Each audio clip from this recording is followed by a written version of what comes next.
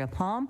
Also available to answer questions are Tracy DeSalvo, the interim director of the DHS Bureau of Communicable Diseases, and Ryan Nilsestun, chief legal counsel in the Office of the Governor.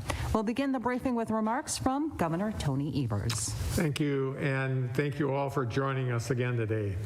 We've known for years that expanding broadband across Wisconsin was going to be a critical step for our future, which is why our last budget we made the largest state investment in state history in broadband. But folks, the COVID-19 pandemic has changed the way we learn, work, access health care, and connect with our loved ones, making broadband access perhaps one of the most important investments we can make. Wisconsin Economic Development Corporation's Wisconsin Tomorrow report indicated broadband access as one of the necessary strategic steps we need to take as a state to bolster our economy as it recovers from the pandemic. That's why I'm so proud to announce today that the State Public Service Commission and the Wisconsin Economic Development Corporation have selected 6 communities for their Broadband Connectors pilot program. This program will help local communities better access federal, state, and private sector broadband expansion grants by connecting them with technical assistance, support, and resources to be in the best position possible to compete for these grants. It is innovative programs like this that will help our economy and our community not only bounce back, but thrive in the years to come. Believe me, nobody wants to see that more than I do. Businesses across our state are hurting. I know that. And we need to do everything we can to help them. That's also why the same day I announced our order to limit public gatherings, I also announced more than $100 million in additional support for Wisconsin small businesses, from restaurants to taverns to music venues. But folks, here's the bottom line. The longer it takes for everyone to take this virus seriously, the longer it will take to get our economy and our communities back on track. Yesterday, there was a dangerous decision to temporarily put a hold on our order limiting mass gatherings. We'll be challenging that decision, but in the meantime, we have to stay the course. We're at a critical point in the battle against this virus. We've had many record-setting days recently for hospitalizations, new cases, and COVID-19 deaths. And just because some folks out there want to see full bars and full hospitals doesn't mean we have to follow their lead. If we want to get back to enjoying our favorite bars and restaurants, public events, and in some sense of normal, then we need everyone to take precautions to stay safe and stop the spread. Even the White House agrees. In this week's report for the state of Wisconsin, they said this, quote, "Lack of compliance with these measures will lead to preventable deaths," unquote.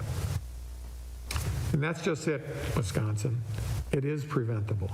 We do not have to accept rising case numbers, and we do not have to accept community spread. We control our own destiny here. So I am once again asking everyone from Superior to Beloit, stay home as much as you can. Limit your outings to essential needs for the time being, like work or picking up groceries. And always wear a face covering when you are out and about. It was great to see that 72% of Wisconsinites support wearing face. That's absolutely critical, but unfortunately, we still don't know where the legislature stands. So while you're staying safer at home, I am also encouraging Wisconsinites to contact their legislators. Ask them if they support our state's public health emergency, whether they support requiring face coverings in public places like 72% of Wisconsinites, and whether they believe the legislature should come in for a vote in advance of the November election. Because folks, especially in times of crisis, the last thing we need is more instability and uncertainty. What we need now more than ever is for legislators to step up and provide clarity and consistency to the people of our state. I know that we can, and that we will get through these hard times if we band together. Look out for our neighbors and put science and public health before politics. That's what I'm going to do, and I hope Wisconsinites will join me. With that, I will now turn things over to Secretary-Designee Andrea Palm for her update. Andrea? Thanks, Governor. Good afternoon, and thanks for joining us again today. Across the state, we have now surpassed 1,000 COVID-19 patients who are in the hospital. In some regions of our state, our ICU beds are 90% or more full. And those numbers, while stark, don't factor in staffing shortages, which we are seeing in every region of this state. This surge in hospitalizations is the result of the surge in cases that started in early September. At that point, our 7-day average of new cases was around 700. 2 weeks later, that 7-day average had doubled. Because of the course of this virus, we can expect to see an increase in hospitalizations so long as we continue to see increases in our new daily positive cases. And so we know that this is going to get worse before it gets better. Today, our 7-day average of new cases is 2,927. Our average daily case number has more than quadrupled in 6 weeks. And those cases could become hospitalizations in the coming days and weeks. Our numbers are high and they're growing rapidly. Today, there are now 162,325 confirmed cases of COVID-19 here in Wisconsin. That's an increase of 3,747 over what we reported yesterday. And this is a new daily record. Our total deaths have now reached 1,553, which means that 17 more Wisconsinites lost their lives since our report yesterday.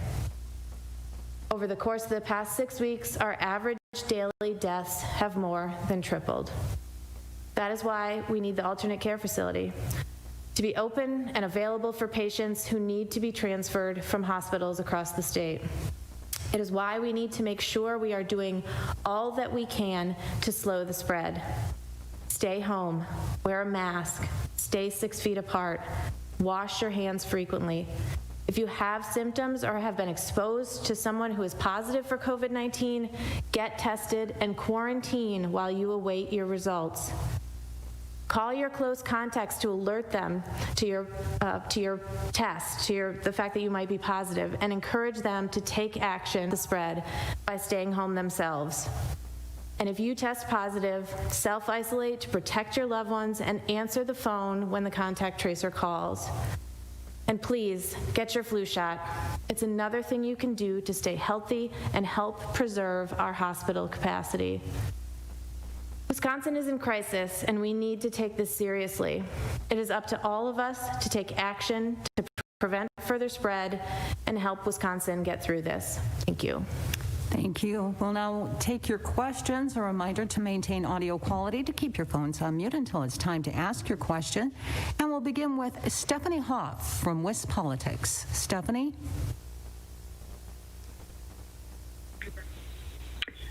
Good afternoon, and thanks for taking my call. My question is for Secretary Palm. How many patients are at that State Fair Park facility today, and where do they come from?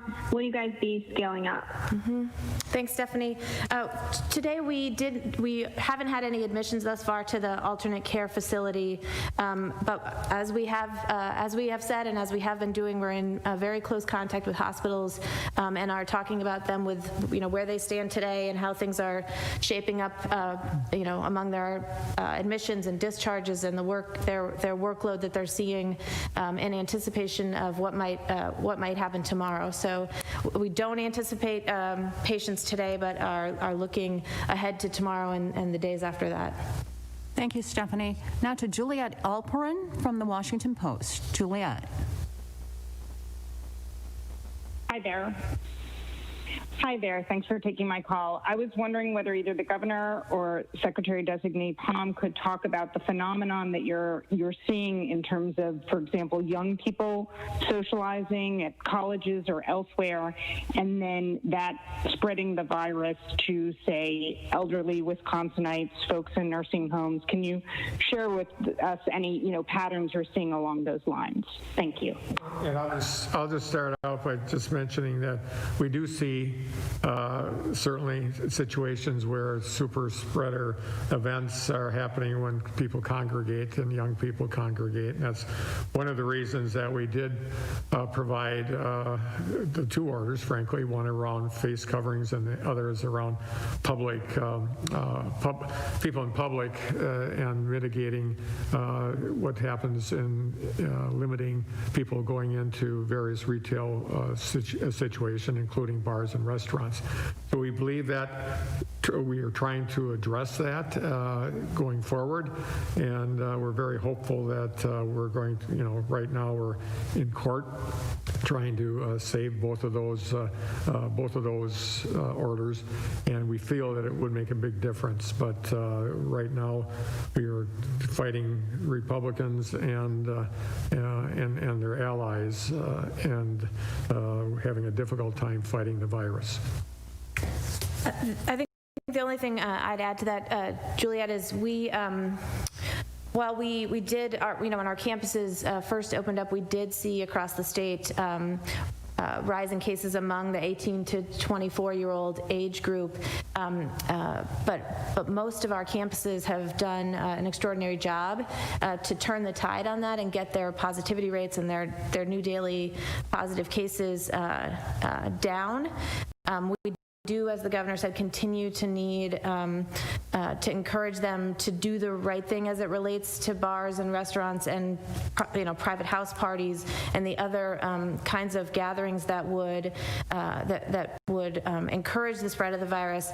But what we are seeing now in the state of Wisconsin and have been seeing in recent weeks is very intense community spread in all age groups, and that is a sign that it is not just about young folks, that it's happening on a community-wide basis, and it really does speak to the need for all of us to do everything to stop the spread, remembering that not all cases are symptomatic, that there are positive folks who don't have symptoms, and while that's a really good outcome for them, we certainly don't want them to be ill and have symptoms, but it means that they could be inadvertently spreading the virus. And so we need everyone to take this seriously, to understand what we're seeing in our hospitals and what we will continue to see in our hospitals until we all take the steps together individually that will, as a full state, as a community, really do what we need to do to stop the spread of this virus. Thank you, Juliet. Now to Danny Maxwell from WKOW-TV in Madison. Danny? Hi. The past 2 days, there have been some problems with the statewide registration system used by Alliant to register people to get tested.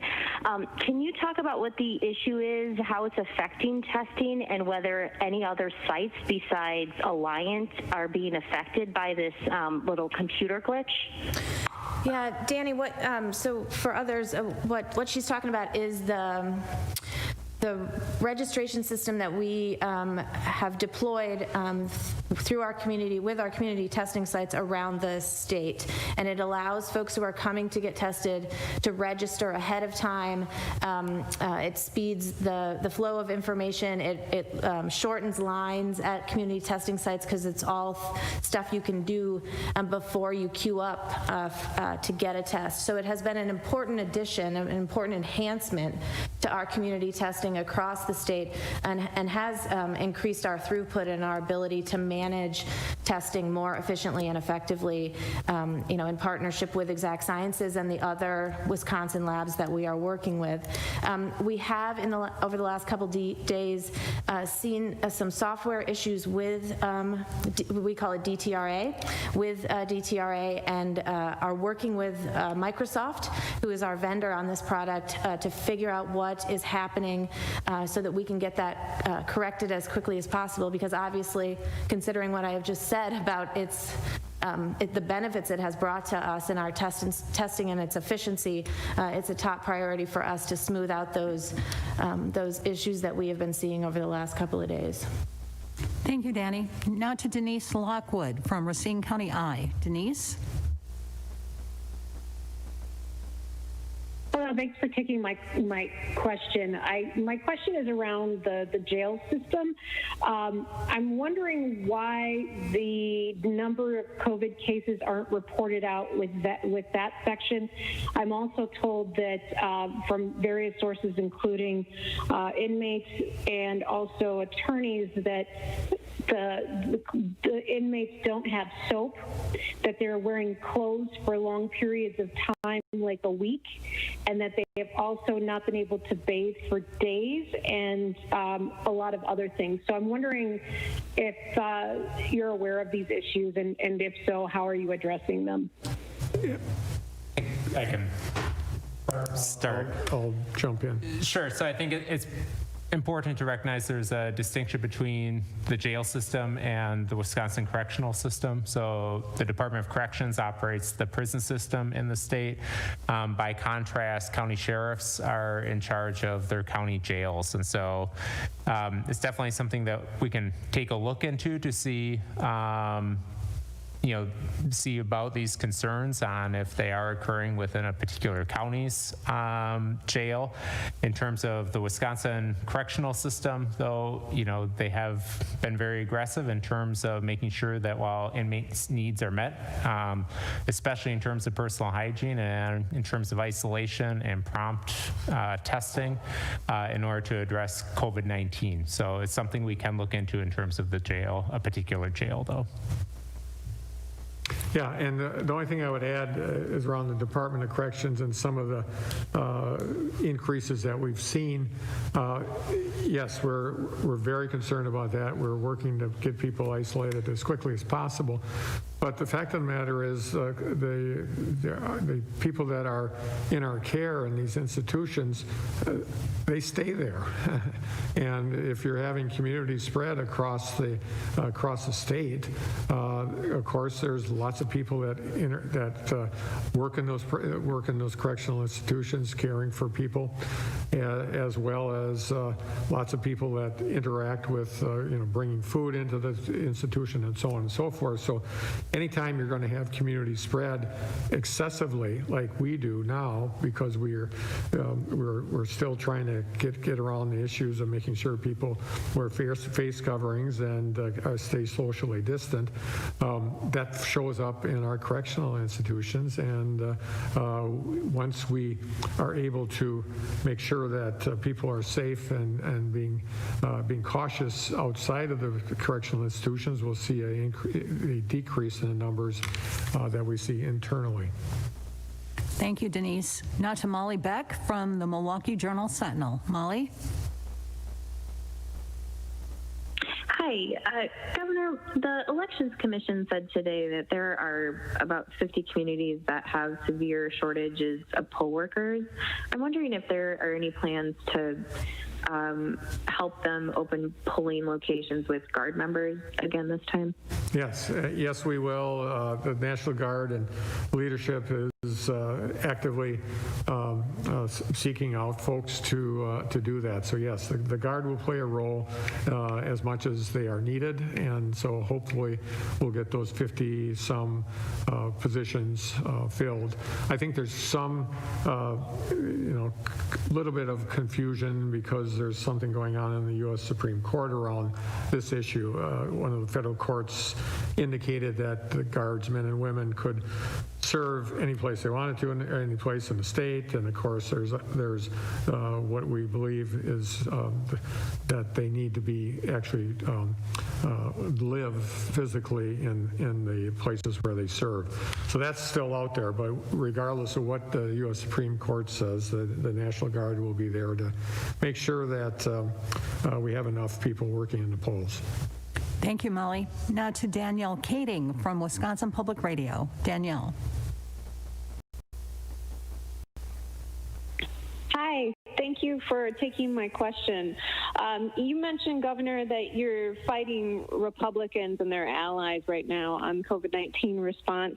Are you planning to call them into session at all, or have you had any further conversations with Republican lawmakers or leaders over the latest emergency order restricting public gatherings? Well, obviously we're in court with them or their allies and several different fronts, so we have to deal with that. We know what they're against. They're against wearing a mask, and they're against having a limiting some public gatherings. Other than that, we don't know what they support. And I believe it will happen at some point in time that I'll hear from one of the leaders, and they'll be saying this is what we can support, and this is. So I'm not sure. Just calling, I've had lots of people say call them in every single day until they come in and tell you and reach some conclusion. Now, that'd be fun, obviously, for some people. I believe they're adults, and they will at some point in time decide this is what we can support, and let's get together and do that. Unfortunately, we can't wait any longer. We can't wait much longer. We should have known this months ago, because when we were with the Supreme Court last spring, they said they had a plan. So waiting for it. Thank you, Danielle. Now to Sean Kirkby from Wisconsin Health News. Sean? Hi, thank you for holding this. I was wondering, are you guys planning to report the number of patients at the alternative care facility publicly, like on a daily basis, like you do with the COVID numbers in the future, or if you have any plans to do that? Thank you. Yeah, Sean, I appreciate the question. We absolutely intend to provide some information through our daily updates, through that regular cadence of the updating of our website with information about our census at the alternate care facility, and we'll do that, upon arrival, the following reporting period upon arrival of our first patient or patients. So we absolutely will. Thank you, Sean. Now to Victor Jacobo from CBS 58 in Milwaukee. Victor?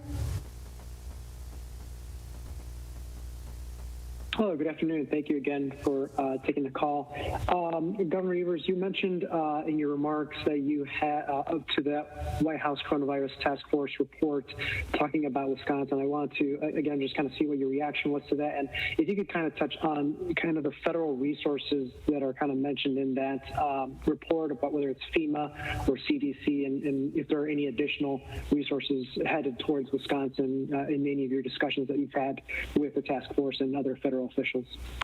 Yeah, and I'm going to let Secretary Designee Palm answer that question. But we received their report. We actually had a chance to talk to Ambassador Birx the other evening, and we made some requests as a result of that meeting. So throughout the course of the response, we have had a number of resources from the feds, a number of CDC teams that have helped with investigations and outbreaks in various parts of the state. We had a visit earlier this week from part of the Assistant Secretary for Preparedness and Responses team to do some work around a surge. They visited the alternate care facility as well. We are receiving some surge testing supplies from the U.S. Department of Health and U.S. Department of Health and Human Services, and we will start to deploy those in the Fox Valley in the coming days with some additional community testing capacity there. And so FEMA has provided stuff. We have the U.S. Army Corps of Engineers. We have requested, and they are coming back to join the team as it relates to thinking about whether or not we might need additional alternate care facility space. So we tap into the federal assets when we can and when they're needed. They often are able to fill those requests. Sometimes they have not been able to, but we certainly appreciate their partnership in making sure we have what we need here in the state of Wisconsin. Thank you, Victor. Now to Mary Jo Ola from TMJ4 in Milwaukee. Mary Jo? Hi, thanks for your time. If I heard correctly, I believe Health Secretary Designee Palm mentioned earlier during the Q&A that they were not expecting any patients at the alternate care facility here in Milwaukee at State Fair Park. But in the last few moments that we've been sitting here, we've seen, I think, at least 3 Bell ambulances pull in. Can you explain just what that might signify for us?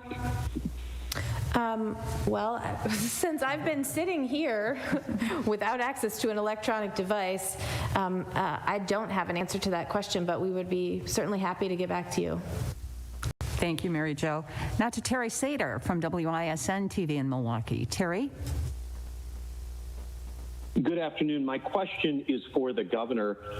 Governor, given that the White House report says that Wisconsin needs to increase mitigation efforts, and given that the White House report says that Wisconsin needs to increase other mitigation efforts, Governor, why is it that many Wisconsinites are not listening to you, and what can you do to get them to listen to you?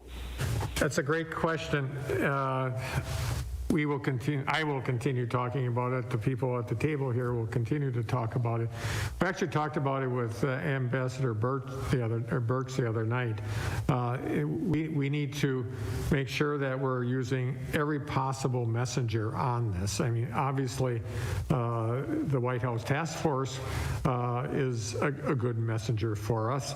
I will say that, and I've tried to avoid this discussion, but the leader of the free world hasn't signed on to this, frankly. And the inconsistency from the White House, from our president, has not helped. And we're in the middle of an election for president, and people are siding, picking sides here.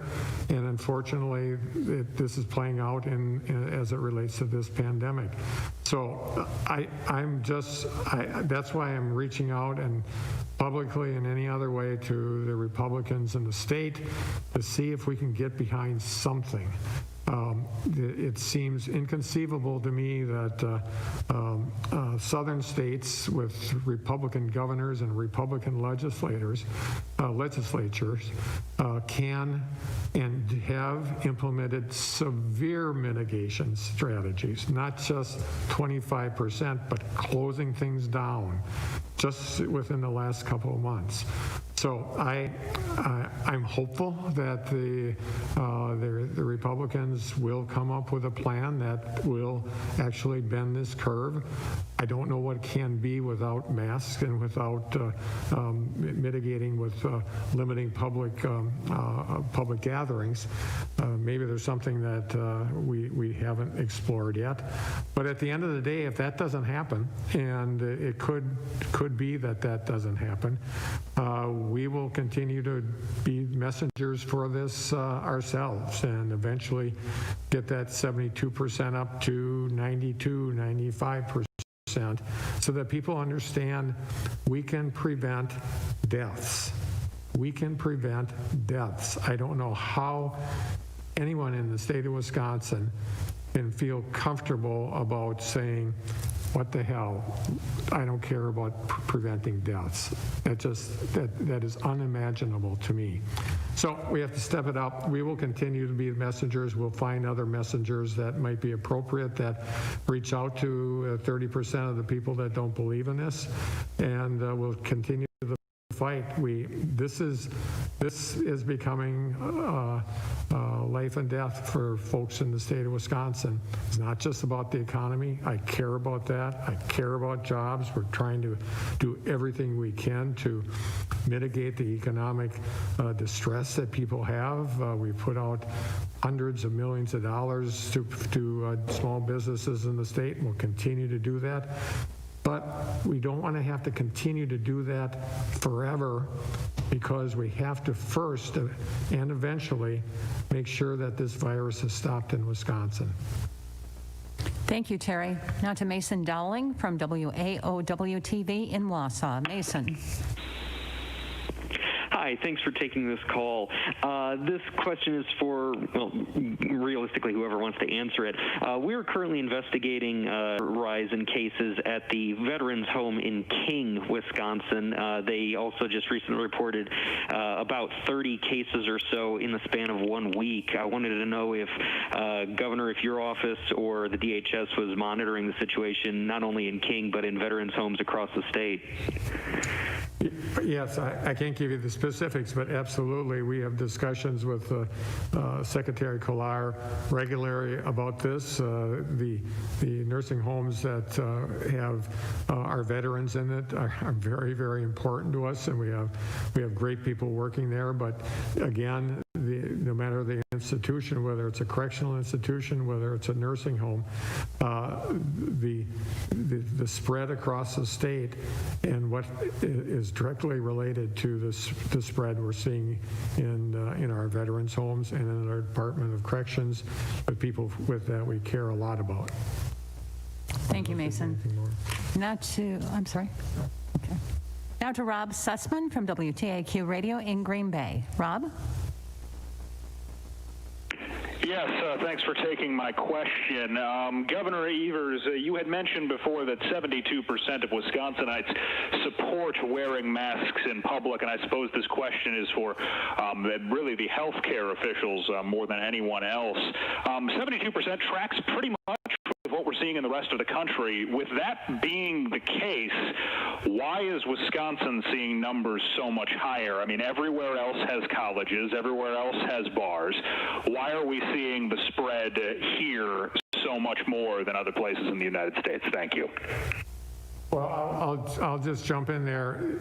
It's not, masks are important, but there's all sorts of other mitigating efforts that have happened. And I'll go back to what I said before. In southern parts of this country, we're going through this, frankly, not as seriously as we're having it, and they have at their disposal things that we don't, and it has a lot to do with closing things down. I mean, we didn't even have a lockdown last spring, more or less now. So they have a lot more tools than we have in their toolbox, and what we're trying to do is do what we can do to make sure that the ability to mitigate this with the small number of things we have at our disposal are used widely, and that is our ultimate goal. That's exactly right. Thank you, Rob. Now to Scott Bauer from the Associated Press. Scott? Hi, thanks for the call.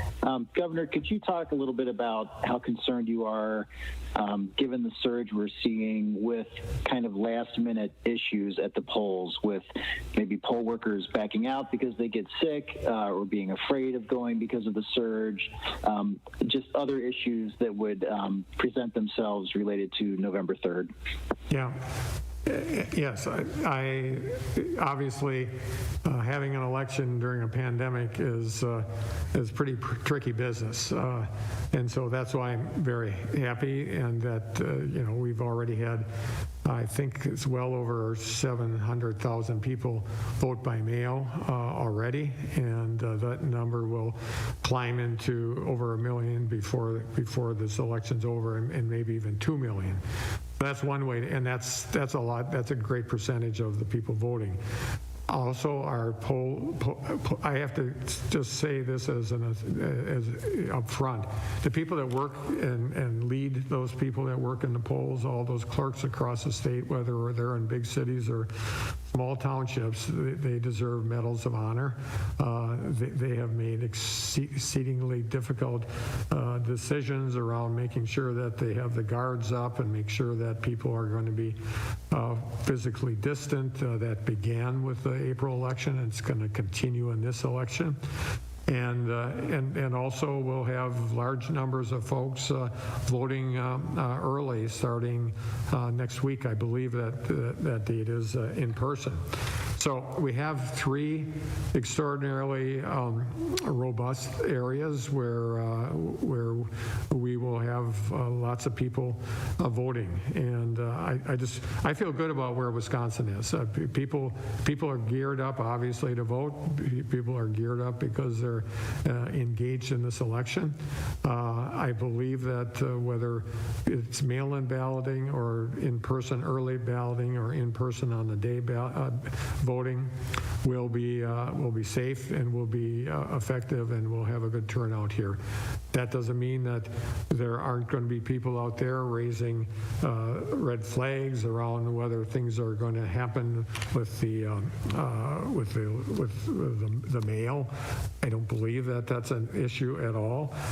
We have the Attorney General who is poised on the legal end of things to take things, to be ready for any kind of challenge, legal challenges. We also have the National Guard and other units of our state government that are working around this cybersecurity piece. I believe are ready. People are ready to have this election over, and I think it will be a successful election with very few hiccups.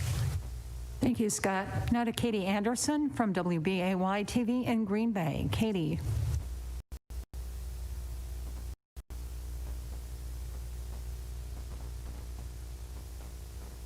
Again, Katie Anderson from WBAY.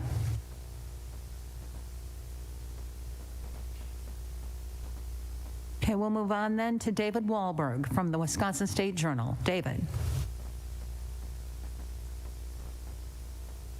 Yes, thank you.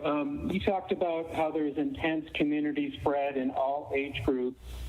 Can you say within the last week or two what contact tracing has identified common source of infections? Is it bars? Is it gatherings at homes? Is it weddings? What are we seeing?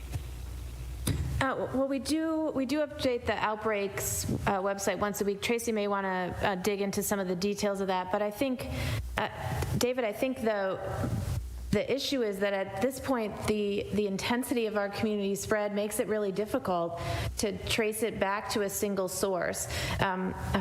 Contact with folks outside your immediate family in enclosed places is spreading the virus. And the more people who are positive, the more there are to spread it, which is why you see the escalation in our curve. At the steep incline that it is, it's because it's a bigger denominator, and those folks are spreading to more people than a smaller denominator would.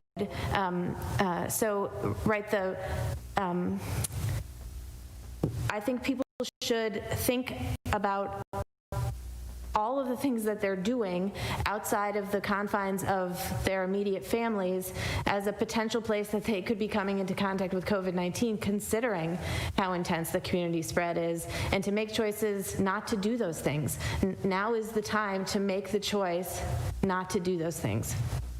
I don't know, Tracy, if you want to add anything more specific on what you're seeing in the data. No, I think you're spot on, Andrea, and we really just want to encourage people to continue to stay at home, avoid large gatherings, wear your masks when you have to go out for those essential items, and make sure you're maintaining good physical distancing. Thank you, David. Now to Madeline Anderson from Fox 6 in Milwaukee. Madeline. Hello, my question is for Andrea Palm. You had said earlier that the surge in hospitalizations currently is the result of the surge in cases that started, I believe you said, in early September. And in early September, we were having 300 some new cases a day. Now that we're having 3,700 new cases, I mean, what are you anticipating we're going to see for hospitalizations in a month's time? Thank you.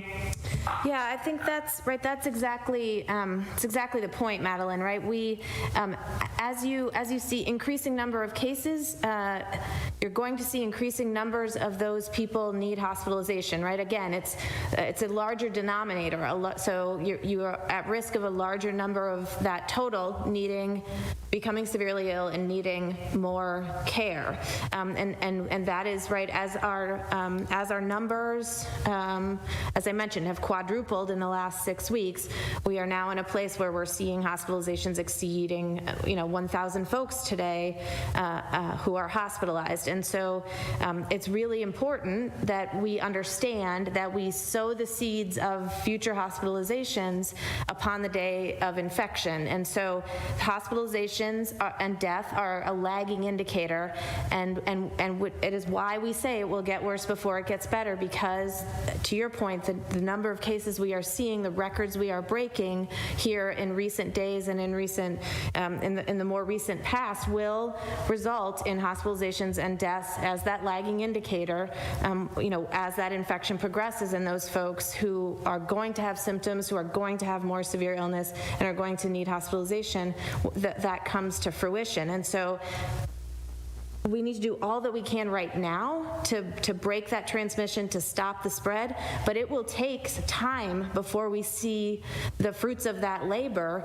in reduced hospitalizations and reduced community spread.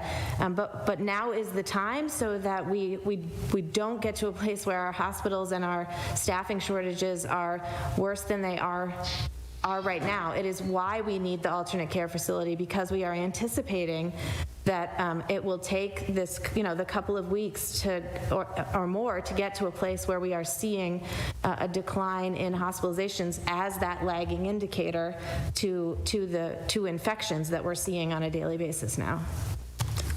Thank you, Madeline. Now to Jonathan Neiser from NBC 26. Jonathan? Yes, I believe it's been a few weeks since there was some reporting about how rapid tests were going to be becoming available, and there were several hundreds of thousands, I believe, being deployed, and it sounded like they were going to go to hotspots, which clearly Wisconsin is one. So are rapid tests available? Are they going out to nursing homes in Wisconsin, or what's the timing of when we can expect to see that? Yeah, so there are a couple of things going on in that space. One, skilled nursing facilities, nursing homes did receive directly from the federal government a startup supply of rapid tests. Nursing homes in the state of Wisconsin have received that supply. In addition, we at the state of Wisconsin, through our testing infrastructure, are wrapping around what they have to provide the kind of testing that is necessary to be compliant with federal requirements around testing for staff and outbreaks in nursing homes. And so rapid tests to nursing homes, plus the use of our testing infrastructure to help further make sure that we're doing everything we need to do as it relates to testing in nursing homes. But also we have received at the state the first part of our allotment of additional rapid tests, which have been deployed to healthcare. I think we have received we got another shipment today, which is being packaged up to be deployed across the state. And I think our total is right around 300,000 rapid tests so far. But we have prioritized for that tranche of our allocation healthcare, again, because we know that our staffing shortages in those locations can be mitigated with access to rapid testing, so that those folks who do not need to remain out of work can come back more quickly and ease some of the shortages that our hospitals are seeing. So two different sets of assets, some to skilled nursing, some to the hospitals around the state. We do expect to receive a little bit more in our allotment that we have thus far sent to hospitals, and are working through how to continue to deploy those, so long as the federal government has the capacity to send us additional supplies of those rapid tests. Thank you, Jonathan. Now to Lane Kimball from News 3 Now in Madison. Lane. Hi. This is Adam filling in for Lane. I had a quick question that anyone could really answer, and it's kind of similar to a question that was asked just a moment ago. But as far as limiting the spread, we hear a lot about avoiding large gatherings. But at this point, are we seeing the virus spread with smaller gatherings like baby showers or Packer watch parties when you have about a dozen or so people spending, a couple hours with one another? And I guess how does this impact how you're advising people to gather, even in smaller groups of 10 or less? Absolutely. Small private gatherings, dinner parties, you mentioned Packer watch parties, retirement parties, birthday parties, baby showers, weddings, all of those things. It's why we have been encouraging here in recent weeks that people stay home as much as possible and limit contact with people outside of your immediate family. Sort of like we were all doing together in the spring. We stuck to our family unit, and that was to protect that unit. While again, this asymptomatic spread, people with mild or no symptoms can be inadvertently sharing the virus at a dinner party, at another small gathering, and considering how widespread our infection is across communities right now. Every new infection is we just are in a place where we need to stop it as much as possible. So you're exactly right. I think we should be limiting our interactions with people who live in our household. That is the safest thing we can do. It is the way we will protect our healthcare workers, our corrections workers, our workers at our DVA veterans homes, our workers across the state, our workers in grocery stores, et cetera. We need to be doing everything that we can to stop the spread of this disease, and that means stay at home as much as possible and limit the number of people you interact with to your immediate family. Thank you, Lane. Now to Ben Krumholtz from Fox 11 in Green Bay. Ben.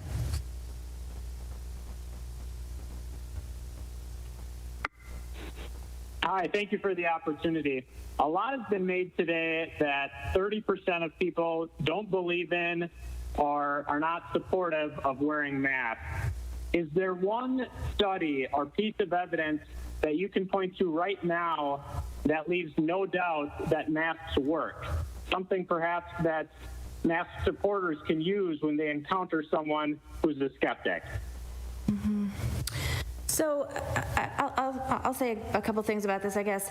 When this pandemic first started, the science was not really robust about wearing a mask, right? We weren't recommending it. In fact, we were recommending against it because we needed to. We were having PPE shortages, and we needed to preserve masks for our healthcare workers. And like so many other things in this pandemic, the evidence has evolved. Information has developed. We learn from this virus. We learn from each other. We learn from other states and other countries. And the evidence around wearing a mask has absolutely developed and grown, and you see it now as a baseline mitigation measure to stop the spread of this disease.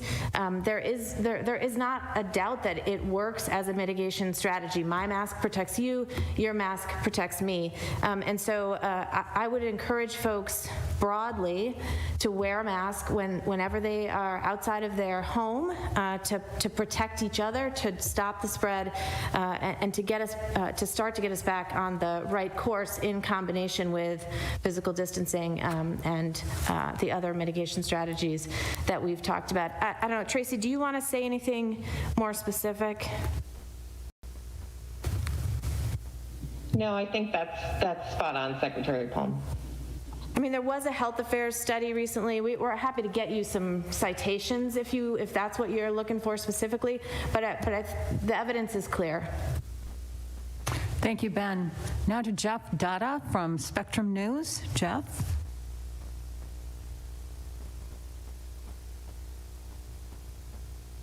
Hi, thank you for holding this call. Governor Evers, you had said that your administration plans on challenging the order striking down the 25% capacity limit. I don't know if you can just explain why you feel like the limit is in the right legally, and given how previous decisions have held up in court this year, are you hopeful that this one will be reinstated? Sure. This is Ryan Nelsistone, and I'd be happy to answer that. As we've explained before, it's a very targeted, narrow order to limit mass gatherings in the state. State law explicitly gives DHS the authority to limit public gatherings in schools, churches, and other places, and that's exactly what it does. We think it's consistent with the Safer at Home lawsuit or decision that the Supreme Court issued earlier this summer. And so I think it's not only the right thing to do legally, but it's also the right thing to do considering the surge we're seeing in the number of cases, the rise in the number of hospitalizations, and the rise in the number of deaths. This is an important tool to be able to combat the virus. Thank you, Jeff. Now to Eric Gunn from Wisconsin Examiner. Eric? Thank you for taking the question. Is there still a significant portion of our testing capacity that is not being used day to day? And is there any greater clarity on the reason for the gap between the capacity and the actual amounts of tests being conducted? Thank you. Yeah, so Eric, we sit today with testing capacity in the state of just over 42,000 tests. Our 7-day average of tests utilized is somewhere right around 27,000, 27 and change. And so we do have some excess capacity in the system and continue to encourage folks who have symptoms or who have been in close contact to get tested. We are deploying some new strategies to bring more community testing to more communities across the state in hopes that increased access, increased availability of testing across the state will help bring us to a place where we are utilizing more of our capacity on a daily basis. Some of that has started to be deployed even today. A new site in Appleton, for example, opened today. But we are working hard with our local emergency coordinators in the regions across the state, our hospital systems, and our local public health to again bring as much community testing out across the state as we can in an effort to maximize our use of our capacity so that everybody who needs a test really has more ready access to it closer to home. Thank you, Eric. Now to Amy Flugstaff from NBC 15 in Madison. Amy.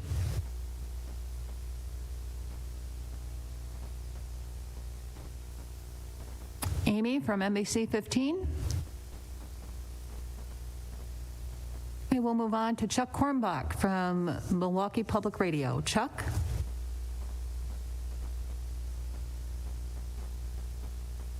Good afternoon. Governor, you referred to President Trump.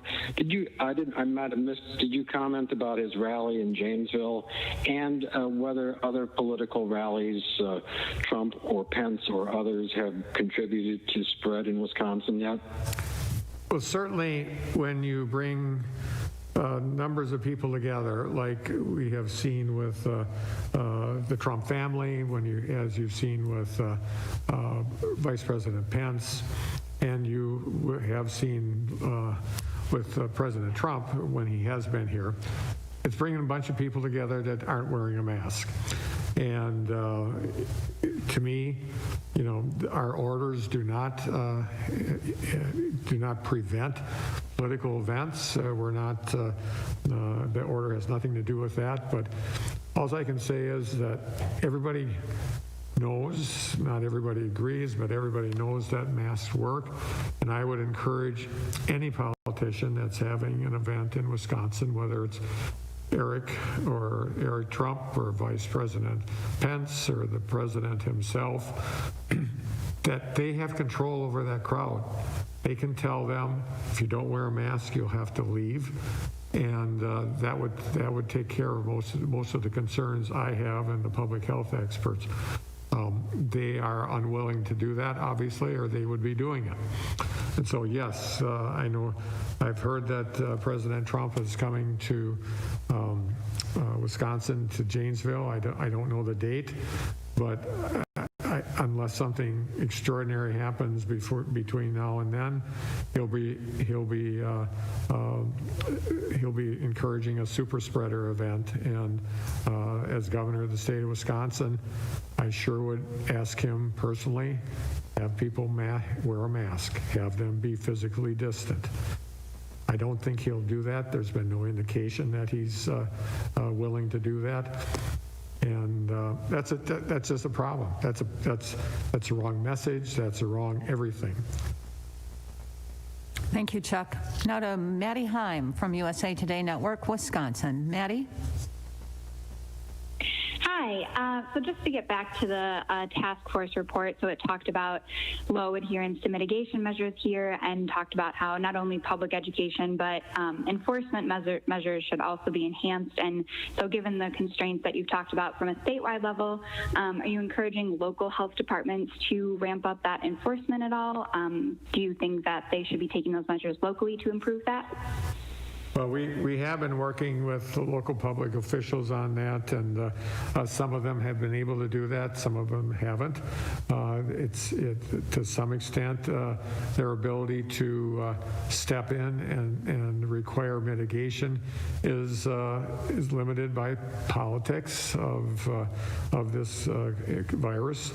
And therefore they are unable or are frankly unwilling to do anything at the local level, and that just is something that I hope people of Wisconsin are watching, because you think about our public health folks that work at the local level, and frankly some of the difficulties under which they work. It's breathtaking to me, and they're just trying to do their job. They're recommending the best things they can. I know there will be differences of opinion, but it has become so difficult for them to operate that public health as a value in our state has suffered. And there will be consequences beyond this pandemic for public health in the state and, frankly, the country. Thank you, Maddie. Now to Will Keneally from PBS Wisconsin. Will? Hi, can you hear me all right?